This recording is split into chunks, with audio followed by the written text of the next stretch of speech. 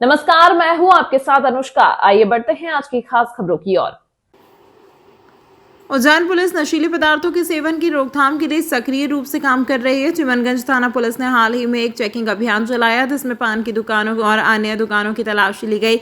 इस दौरान नशीले पदार्थ बेचने वालों पर कार्रवाई की गई और खरीदने वालों को भी चेक किया गया। चिमनगंज थाना प्रभारी गजेंद्र पचौरिया ने बताया कि पुलिस अधीक्षक प्रदीप शर्मा ने निर्देश पर यह अभियान चलाया जा रहा है, जो लगातार जारी रहेगा।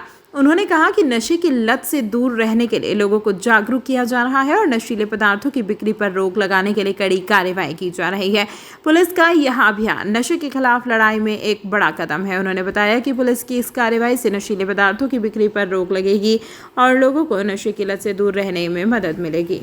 किस प्रकार सर्चिंग चल रही है, क्या देखा जा रहा है? श्रीमान पुलिस अधीक्षक महोदय के मार्गदर्शन में हम लोग थाना क्षेत्र में जितनी भी पान की गुमटियाँ और अन्य जो छोटी मोटी गुमटियाँ हैं, वहाँ पर जो गांजे बरगद पीने वाले कुछ एक इंस्ट्रूमेंट आता है गोगो टाइप का, उनकी और अन्य जो नशीली जो चीज़ें मिलती हैं उनकी हम चेकिंग कर रहे हैं। तो जो भी मिल रहा है उनको कार्रवाई कर रहे हैं। सर, किस प्रकार की समझाइश दी जा रही है आज? अभी लोगों को समझाया जा रहा है कि आप लोगों को अवेयर किया जा रहा है कि भाई जो भी नशा करने वाली जो चीज़ें आप दुकान से बेचते हैं या नशे की जो नशा करने वाले लड़के आपकी दुकान पर शाम के समय खड़े होते हैं, उसके बाद क्राइम होता है, तो हम लोग सबको समझाया दे रहे हैं कि ऐसे लड़कों को खड़े ना होने दें और जो भी नशा करने वाली जो चीज़ें हैं उनको आप न बेचें दुकान पर।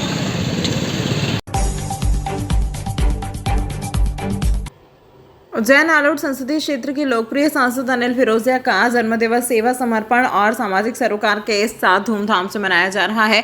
इस अवसर पर दिन भर विभिन्न आयोजनों की श्रृंखला आयोजित की गई, जिसमें समाज के हर वर्ग की सहभागिता देखने को मिल रही है। साथ ही हरियाली अमावस्या पर 11,000 वृक्षों का रोपण करने का संकल्प भी सांसद ने लिया है। उज्जैन आलोट संसदीय क्षेत्र के सांसद अनिल फिरोजिया ने जन्मदिवस को केवल एक व्यक्तिगत उत्सव के रूप में नहीं, बल्कि जनसेवा और सामाजिक जुड़ाव के प्रतीक के रूप में मनाया जा रहा है।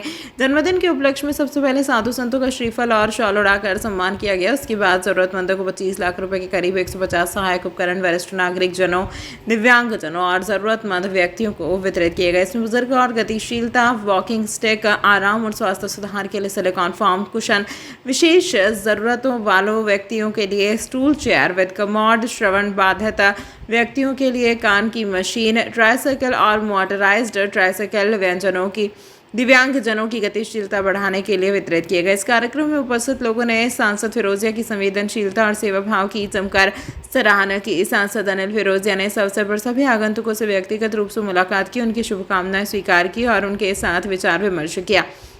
अपना जन्मदिन सादगी और समर्पण भाव से मनाते हैं। आगामी हरियाली अमावस्या पर मां के नाम एक पेड़ तहत 11,000 पौधे लगाए।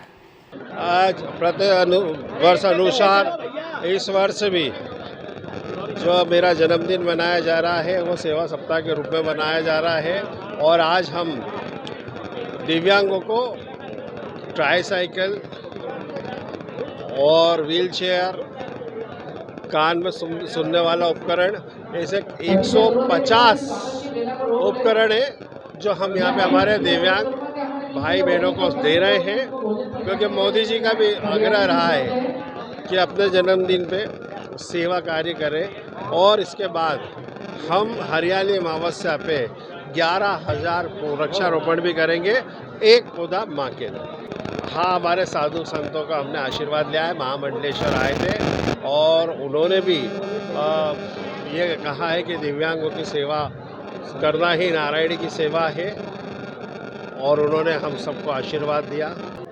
जनप्रतिनिधि का काम ये है कि जनता की जो समस्याओं को सदन में उठाना, और हमने वो समस्याएं उठाई हैं और हमारी कुछ मांगे थी वो भी हमने उठाई है, और हमारे यशस्वी प्रधानमंत्री जी के आशीर्वाद से वो समस्याएं भी हल हुई हैं और हमको कई सौगातें उज्जैन को मिली हैं।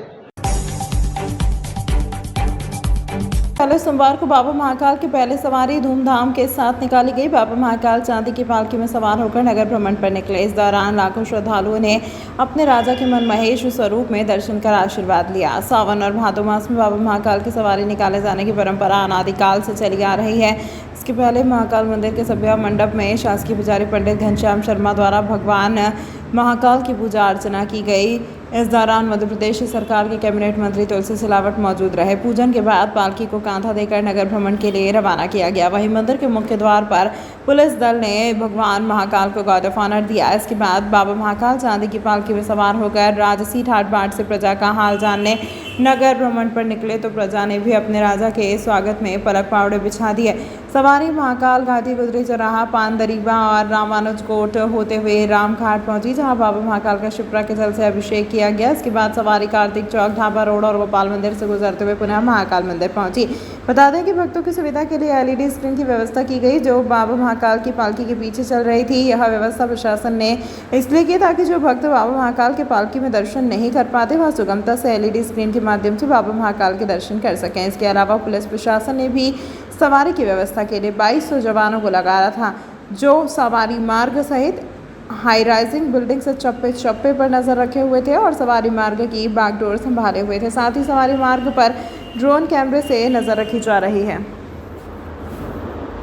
जय महाकाल। सभी भक्तजनों को श्रावण मास की बहुत बहुत शुभकामनाएं। आज बाबा महाकाल की प्रथम सवारी प्रांगण से निकल चुकी है, जो कि शिप्रा आदि रामघाट पर अभी पहुंचने की।